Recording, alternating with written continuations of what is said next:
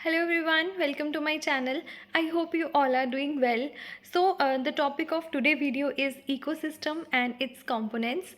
तो आज हम पढ़ेंगे ecosystem क्या होता है, ecosystem के कौन कौन से components होते हैं एंड उसके अलावा हम पढ़ेंगे food chain and food web के बारे में।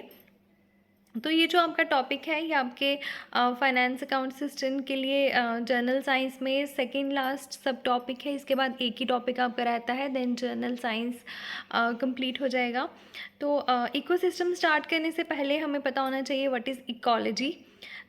इकोलॉजी की डेफिनेशन देखते हैं। Ecology can be defined as the study of interaction among living organisms as well as interaction with its abiotic environment।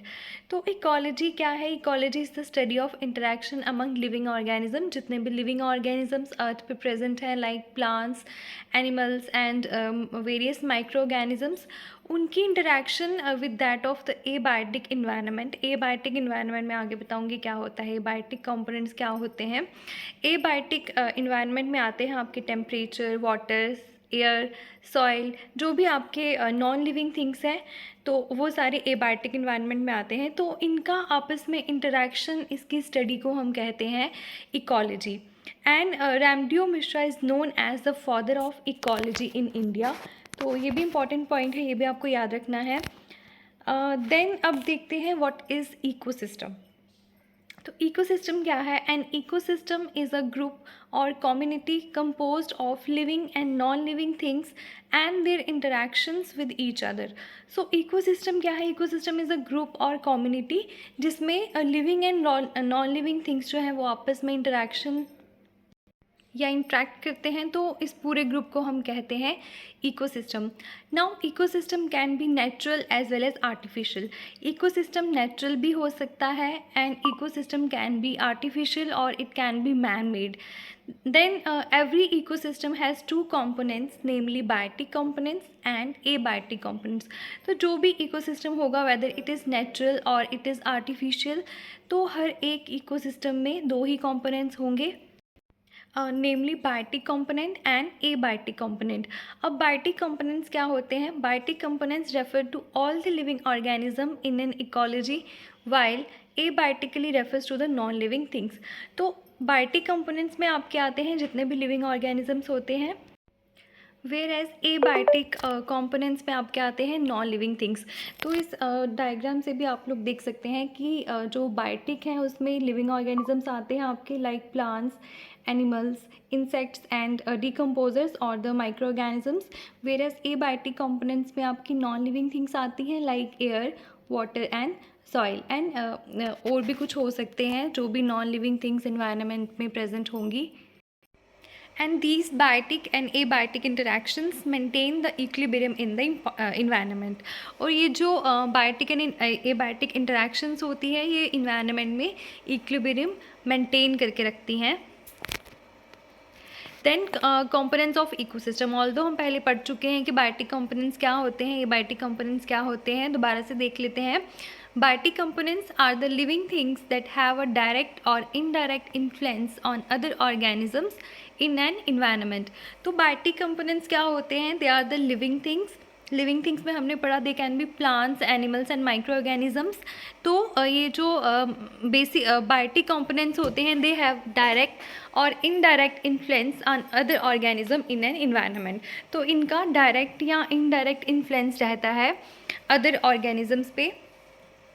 Then आते हैं abiotic components। Now abiotic components of an ecosystem include all the chemicals and physical elements that is non living components। तो हमने पहले भी देखा कि abiotic components में क्या क्या आते हैं आपके non living components।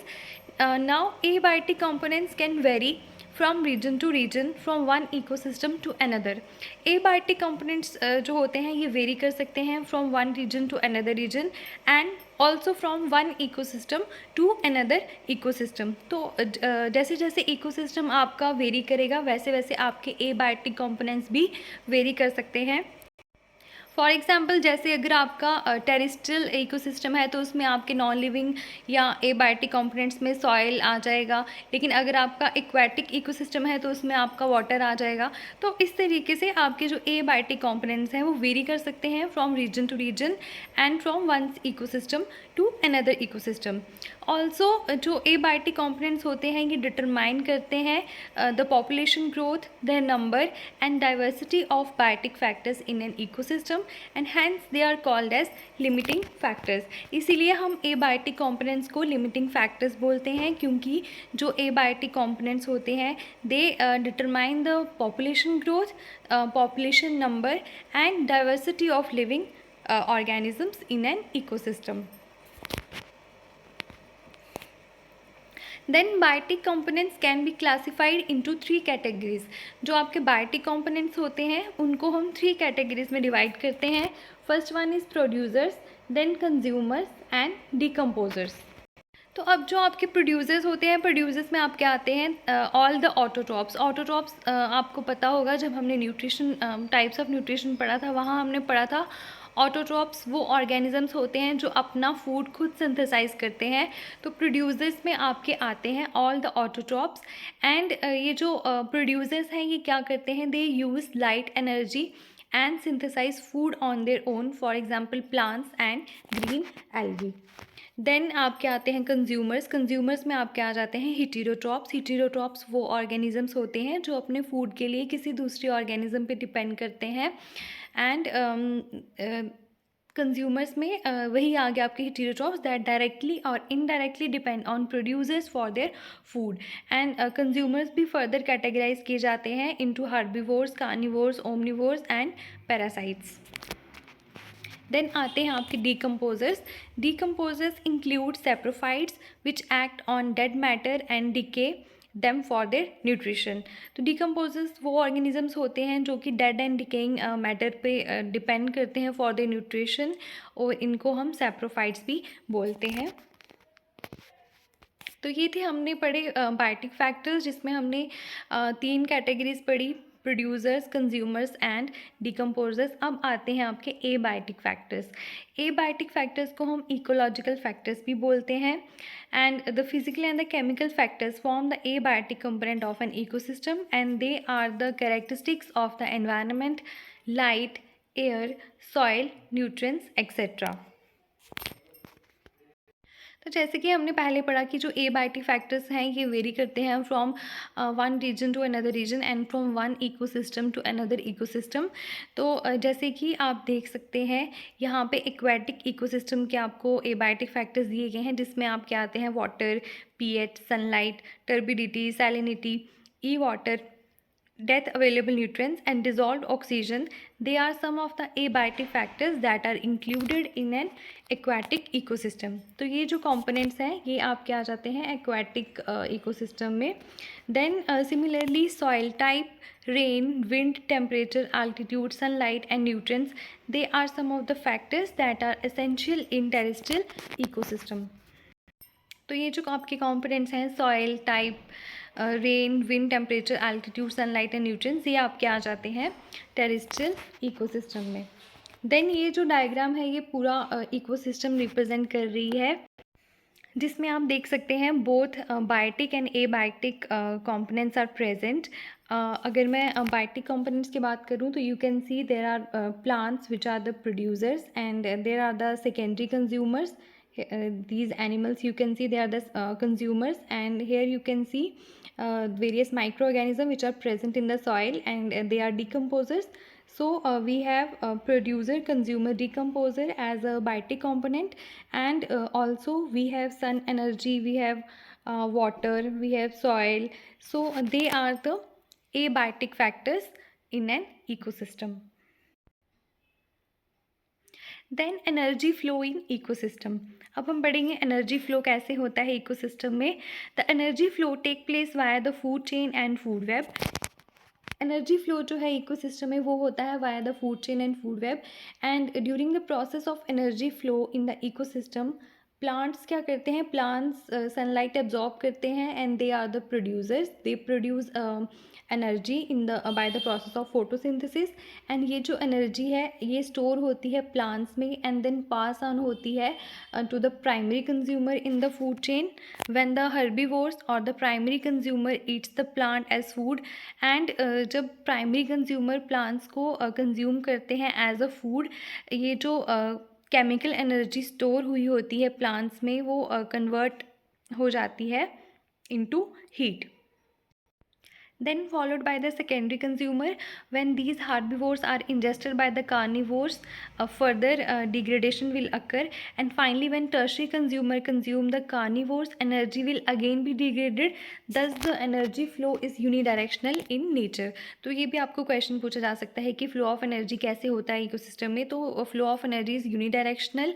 As you can see plants क्या करते हैं, plants are the producers, then plants को कौन कंज्यूम करते हैं, primary consumers, then the primary consumers were consumed by secondary consumers, then tertiary consumers, and ये जो है flow of energy जो है ये unidirectional चलता है in nature।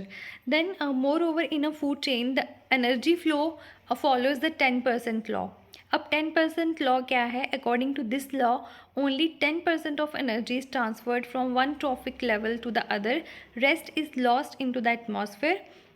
तो अब 10% लॉ क्या है, 10% लॉ के अकॉर्डिंग क्या होता है, only 10% of energy is transferred from one trophic level to the other, बाकी की जो सारी एनर्जी होती है वो एटमॉस्फेयर में ही लॉस्ट हो जाती है। तो ये था एनर्जी फ्लो। एनर्जी फ्लो होता है via the food chain and food web, ये आपको याद रखना है। दूसरा आपको ये याद रखना है जो फ्लो ऑफ एनर्जी है ये यूनिडायरेक्शनल होता है and only 10% of energy is transferred from one trophic level to another trophic level.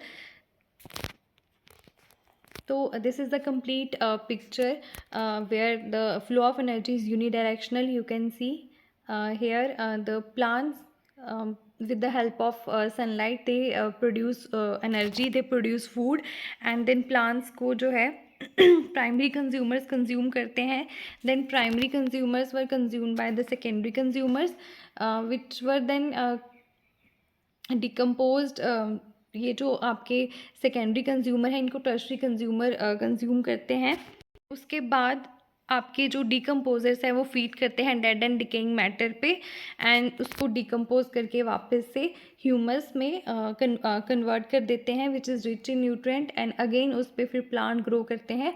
तो ऐसे ऐसे जो आपका फ्लो ऑफ एनर्जी है वो पूरा यूनिडायरेक्शनल रहता है इन नेचर। देन आते हैं आपकी food chains and food webs. तो फूड चेन क्या है, food chain is a chain which shows how organisms are link to each other through food.